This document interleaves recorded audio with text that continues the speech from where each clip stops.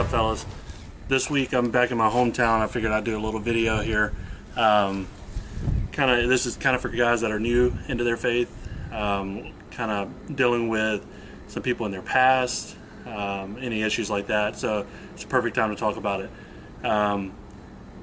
Whenever you start a journey like this, there's always going to be people from your past that want to question your motivation and all these other things, and you have to stand firm. In fact, whenever we first rededicated our life back to God, some of the first messages we got was, are we not going to hang out now? From friends that we've known forever or some recent friends. And our answer was simply no, that we are still going to hang out with them. And as a matter of fact, we'll be there that night.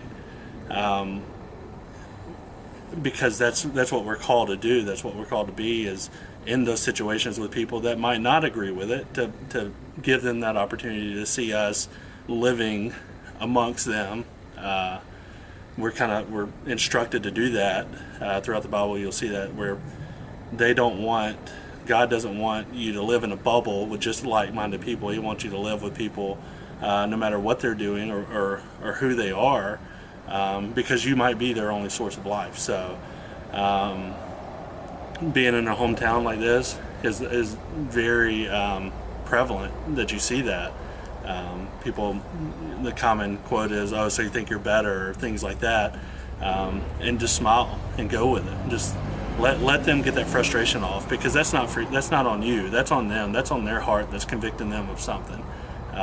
It's not on you, because if you live on the truth and you stand on the truth, what they say won't affect you. It really won't get to your heart. So if you just rededicated your life, or if you're still dealing with it, or still making that commitment to God, you're probably getting some of these questions, and that's okay. That means you're making a change, and other people around you will see it.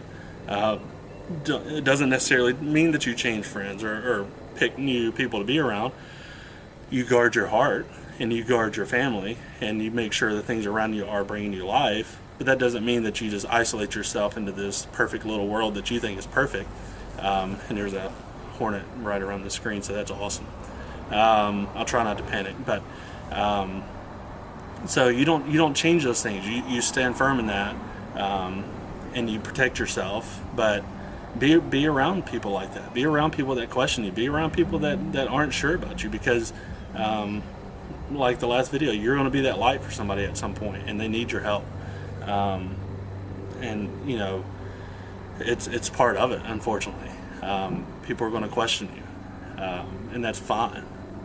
That's the best opportunity to witness to somebody, and the fact that they know your past is even more of a testimony of what God can do in their life, because they've seen you at your worst, or they've seen you make decisions that were not life in your family, and